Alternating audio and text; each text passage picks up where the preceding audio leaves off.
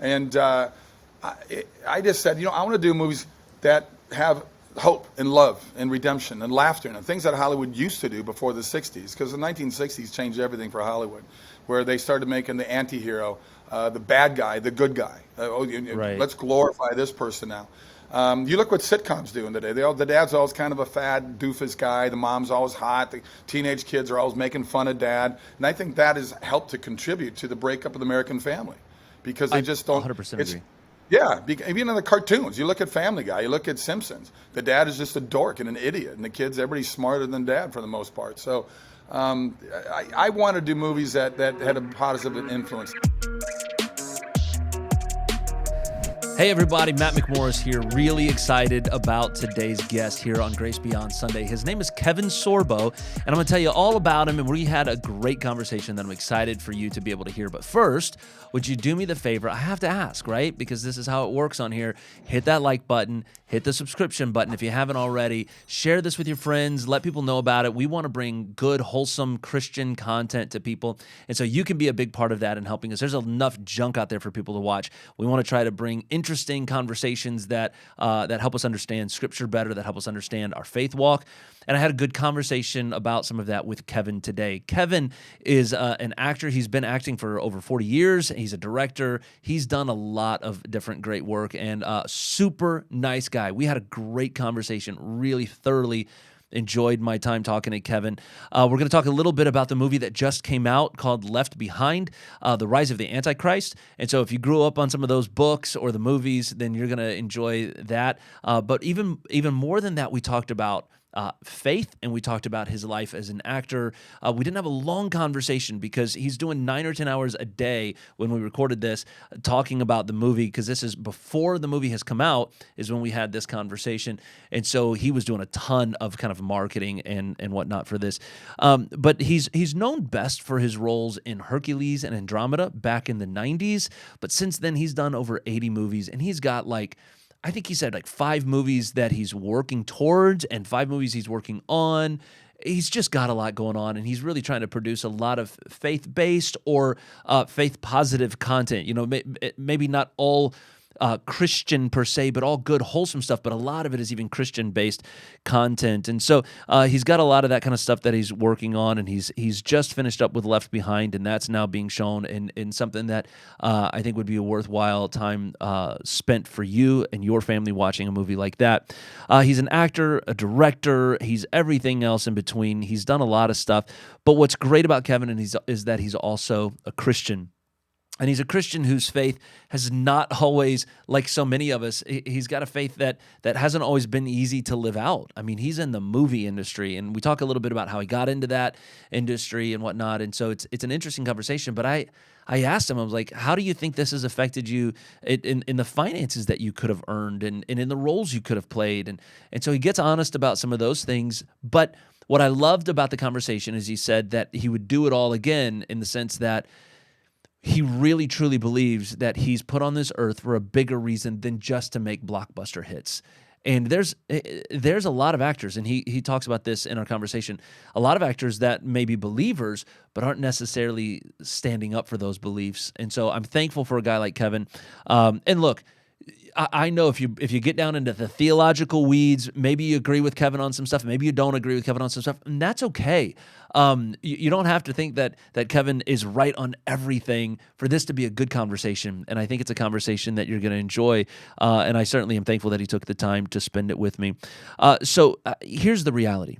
So many of us are living out our day-to-day lives, at times finding it difficult to be outspoken in our Christianity. I had a conversation recently with somebody who's prolific in our community, somebody who serves in a public setting, and we talked a little bit about how I wish that even they would be a little bolder in their testimony and be a little bolder in standing up for truth and right. But it's so hard because it can cost you a salary, it can cost you a job, it can cost you friendships, you can get called names, and there's all kind of things that can happen. And all of that has happened to Kevin, and he talks about that and addresses it in today's episode. And so we talk about why he chose to be outspoken and what it cost him, but why he continues to do it, and what his purpose is for all of that. So we're going to get get to that episode right now. But first, I want to take a second to tell you about today's sponsor. Today's sponsor is Ashka Adventures. And let me tell you, Ashka Adventures is a series of children's books that were written by Deb Glenn, who's an author and a keynote speaker. And she's also a part of our church. And the books are amazing. But what's really exciting is that now she's written a feature-length animated film. And it is really close to going to production. And I cannot wait for this to happen. This is going to be a great family-friendly movie that I'm going to want all of you to see. So we're going to start pushing it right now. And here's the description. Join Ashka, the littlest sled dog, and her friends as they embark on an epic adventure through the wilds of Alaska's backcountry. Two diverse teams of sled dogs come together for a common good with purpose-driven passion, persistence, wit, and humor to save the day in a race against time. Their challenging journey takes them over the Talkeetna Mountains, across breathtaking spires, through dazzling shards of glacier ice, down iceberg-laden rapids, and fighting through binding blizzards to near treacherous drop-offs. Get ready for an animated adventure like no other, where the wolf, the wind, and the wild come to test even the mightiest of sled dogs. The scenery is magical, the suspense will have you holding your breath, the comedy and frivolity will make your jaws hurt. Learn more at ashkaadventures.com. Well, Kevin, thank you so much for joining me and being a part of this. I really want to kind of get to know Kevin the Christian, if possible, because my heart in this podcast is to help encourage believers in their walk with God. And so tell me a little bit about your faith journey. Where did it begin for Kevin Sorbo? When did you come to know the Lord? Well, I'm in your arch rival state. I'm a Minnesota Viking guy, and my best news was you guys didn't make the playoffs.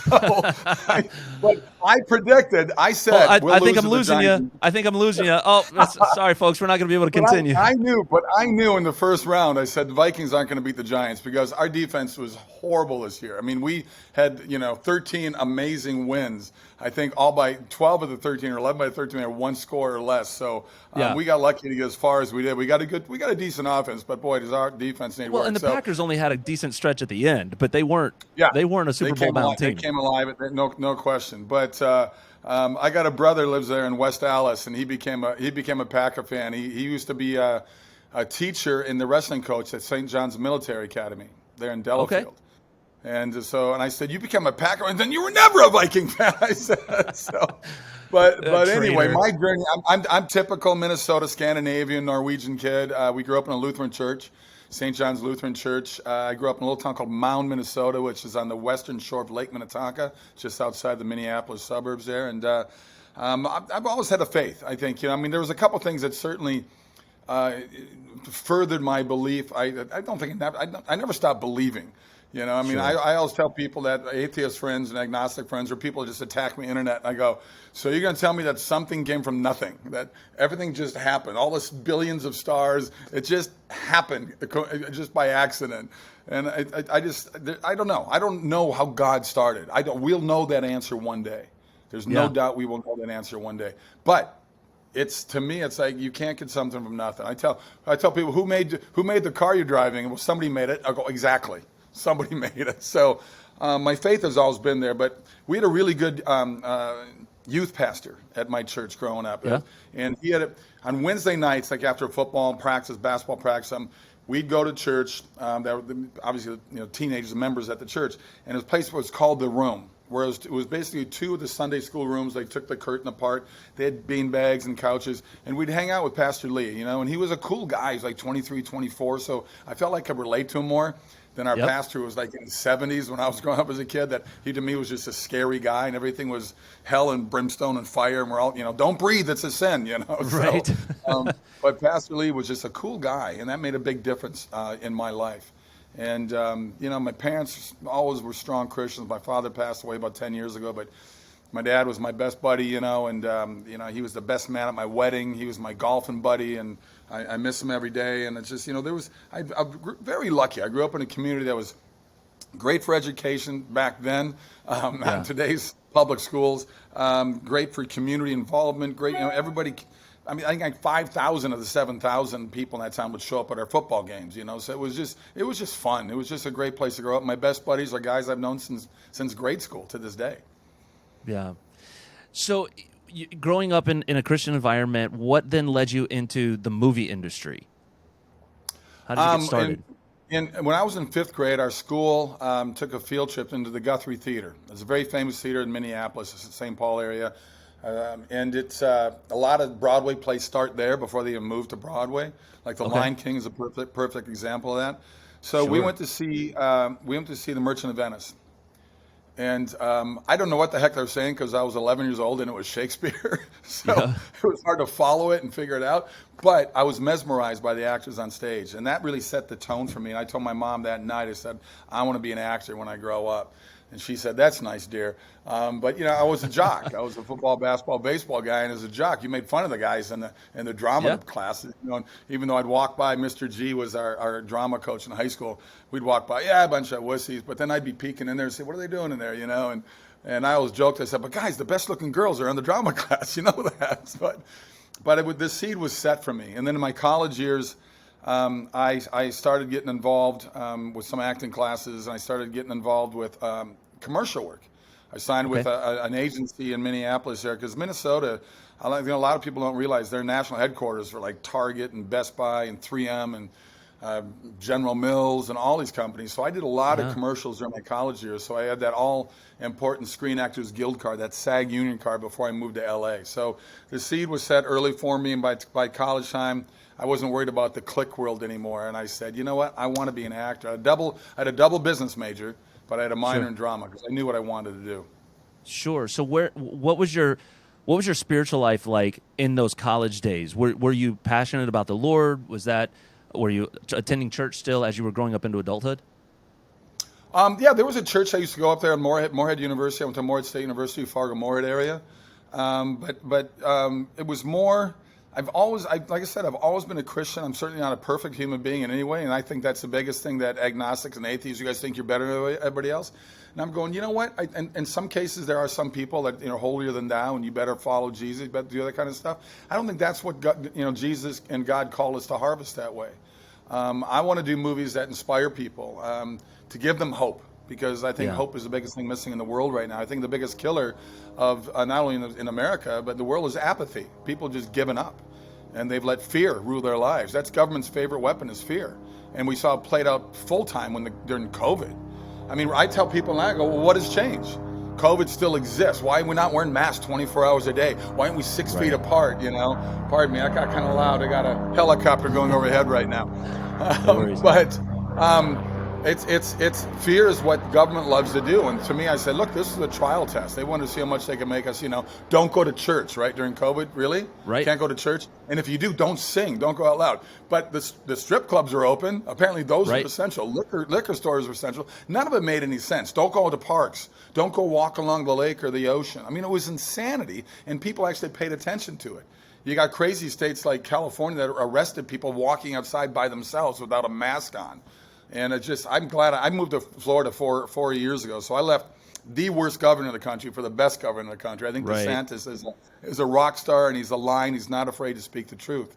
And I think that's what we need to do is wake up the lions, because the sheep are going to be the sheep. But for me, I've always been a man of spirit. I mean, I loved the church that I had in California for the last 10 years. We have a church out here up in Jupiter, Florida, but when we get back home at 2:00 in the afternoon, we watch the 11 o'clock live feed from the church. So we get a double dose on Sundays, because Pastor Rob is still my pastor in my heart, because I love the fact that he says, I'm not afraid to work my congregation down to a manageable size.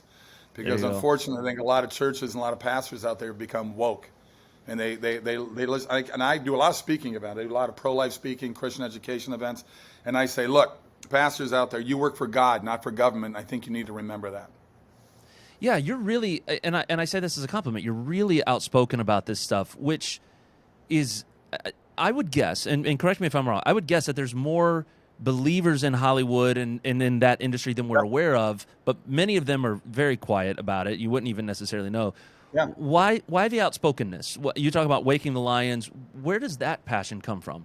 I think I've always been that way. And my wife warned me about a dozen years ago that I was getting more vocal on Facebook and stuff. But I don't post angry things. I don't get, what you see what the left does and what the non-believers do. I mean, I get attacked on Twitter all the time. Facebook took me down 2 years ago for speaking the truth because Zuckerberg and his little minions don't believe in the truth. I mean, right now they want people to believe in lies and hate and anger and divisiveness. So she was right. My manager and agent called me in, who did very well by me, and 12 years on Hercules and Andromeda, and I'd done a bunch of movies up until 2012, and they said, we can't work with you anymore.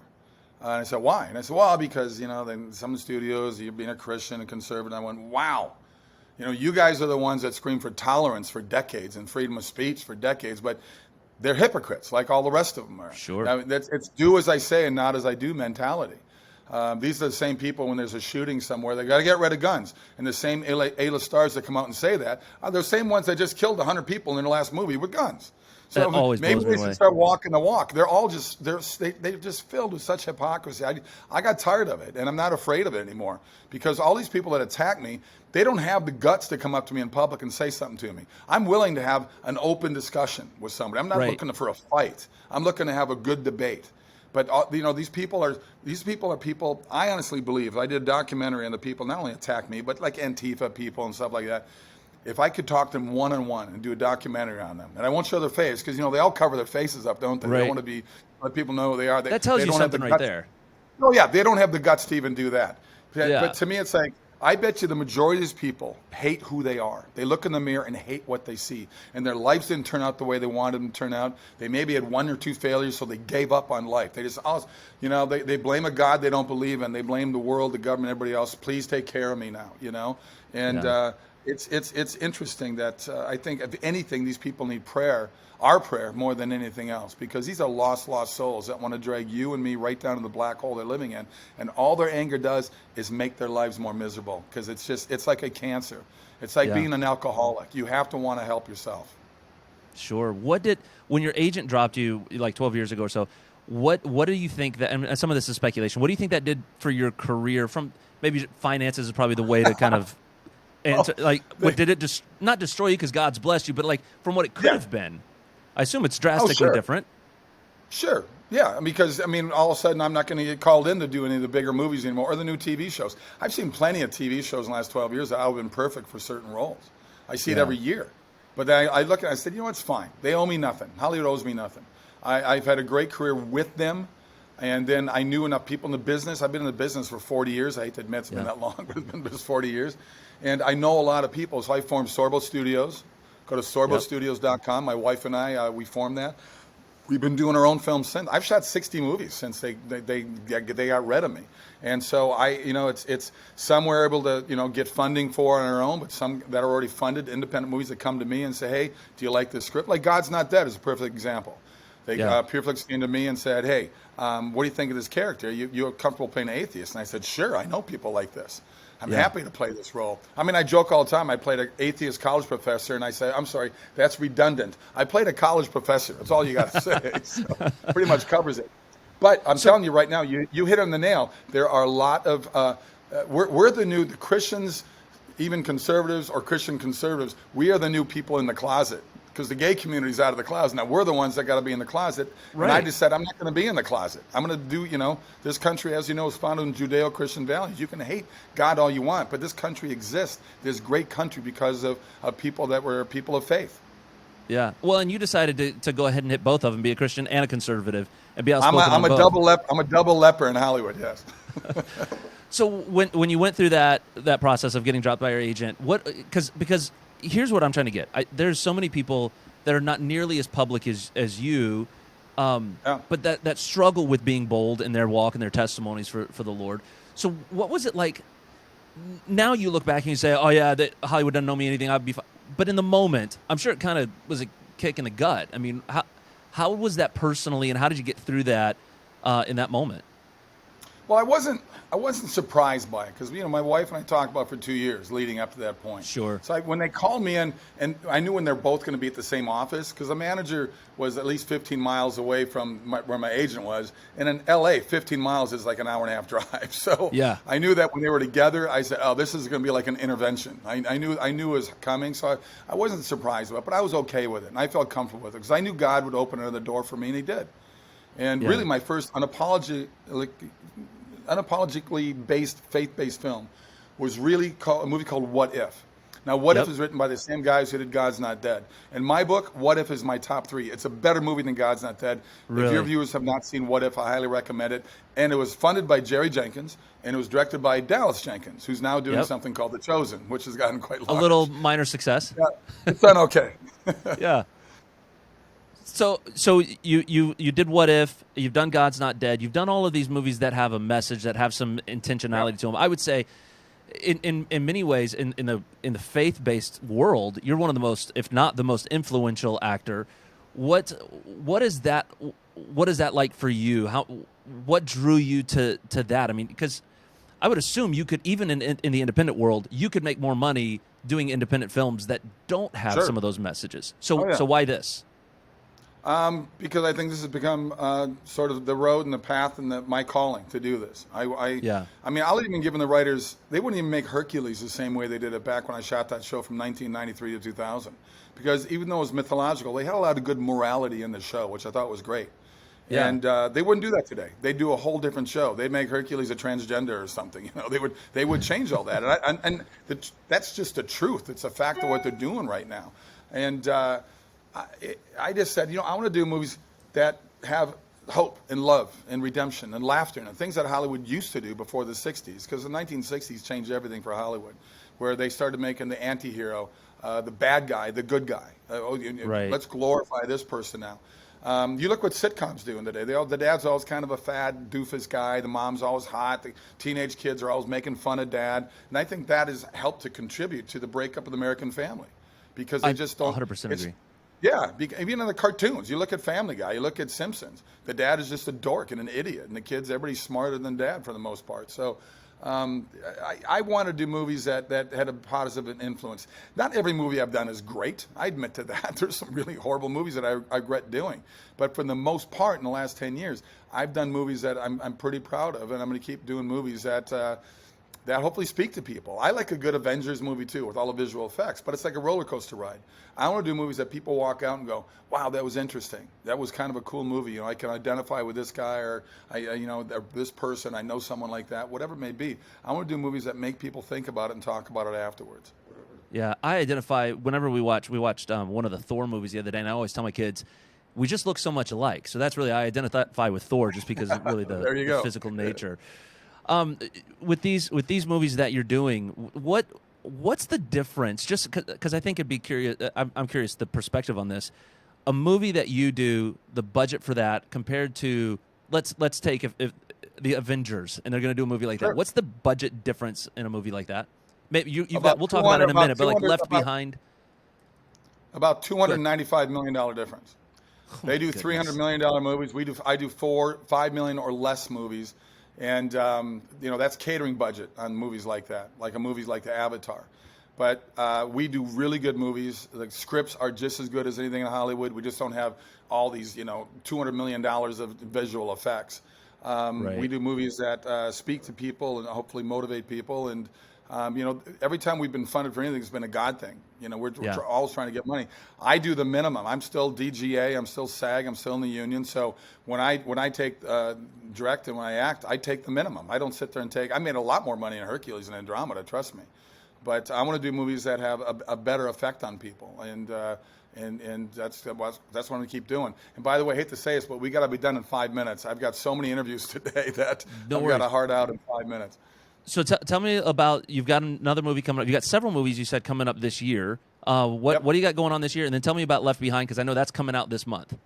Left Behind's the biggest one right now. Please go to leftbehindmovie.com, leftbehindmovie.com. You can see the trailer. You can find out what theater's close to you. This is the next chapter in the books from Jerry Jenkins and Tim LaHaye. And this is a sequel to the previous movie that they did with Nicolas Cage. I've taken over that role of Rayford Steele, the pilot in the books. And this deals with 6 months after the rapture. And there's about 5 different storylines that all come together at the very end. But this is an action thriller. We got the best possible. We made it current day. We did a big rewrite on it. Cloud 10 owns the rights to it. They're based out of Toronto. And Paul Lalonde and his team, Jessica Parker, they did such an amazing job in the rewrite. And we talk about the pandemic. We don't name it. We talk about fake news. We talk about one world government. We talk about one currency to cover the world. Everything that's in the news right now. And it's 6 months after, and you're going to still get people that will deny it. Trust me, when the rapture does happen, people will still they'll still deny there was God. They say, oh, it must have been aliens or something. They'll try to come up with something. But then you get people like my character, it's going to go on a spiritual journey. Why was I left behind? Well, I didn't have faith, and I knew that. My wife did. She's gone. My son did. He did. My college daughter stays behind. I love the fact they keep the college daughter behind, because if the rapture happened right now, I think 90% of college students would be left behind because they've been so misguided by our school systems. Yeah, no, that's fantastic. Well, tell me this before you go. What would you encourage people? Because I appreciate your life and your testimony and how you've lived with a bold faith. Those that are maybe a little shy, a little nervous about speaking their faith, especially in the last couple of years, you've had people in the medical industry, in a lot of doctors, nurses, things like that. It's hard to maybe stand up for their faith in God. What would you say to encourage people as we check out here? Well, don't let anyone set you limitations. Too many people do. Too many people, everybody decide. Look, I lost my job in Hollywood, and people are afraid to lose their job. But then I created a new job for me. I created a new avenue for me. If you're going to lose friends because they weren't your friends, but it's time to stand up and be bold and not be afraid. I still have atheist friends. I have agnostic friends. I have left-leaning friends. We have great discussions, great debates. We're not hating each other. But it's crazy where the world is right now. And what's interesting, I think people are so sick of the woke world and cancel culture. More and more people are just saying enough is enough. And they're fighting back right now. Because everything they were doing to people in the medical profession, in the military, now they're getting rid of the vaccine mandate. You don't have to have it now, all this kind of stuff. Because now they're realizing that the whole push of this stuff, all of my conspiracy theories have come true. All of them have. Everything I posted is truthful. And we need people to sit there and say, okay, we were wrong. But I'm not going to give those people a break on this. They need to all come out and confess the fact. They don't have to confess to God, but confess to the world, look, we were wrong about this. Every doctor I talk to, because I do a lot of speaking events, I've talked to doctors individually. They said 6 feet, that was made up. But of course it was. They said, if you really don't want to get a cold, you got to be at least 20 feet apart. We can't live 20 feet apart from the world. We just can't. It's impossible. And the whole thing with mask wearing, it's been proven masks do absolutely nothing to stop the spread. It's been proven. But they're still going to push it. They're still going to push it because I'm telling you right now, and you see it played out in our governments around the world, fear is their favorite weapon. They want total control of your life. And everything our government's doing in America right now is exactly what the monarchy was doing 250 years ago, and that's why we're the Revolutionary War. But what our government now is doing is even worse, and people are letting them do it. Every time you give them an inch, they're going to take it and not give it back. Yeah. Well, I appreciate it, Kevin. Thank you so much. I know you've got a lot.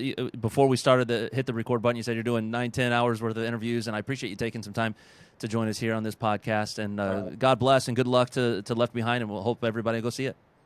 LeftBehindMovie.com. Check it out, people. Fill up those theaters. Because I'm telling you right now, we only get a 4-day run. If we fill them up, we'll get more weeks. You want movies like this that are good for your family? We're fighting the Hollywood culture that they are winning. They're winning our cultural battle. We got to fight back. Yeah, for sure. Thanks, Kevin. God bless, guys. Thanks.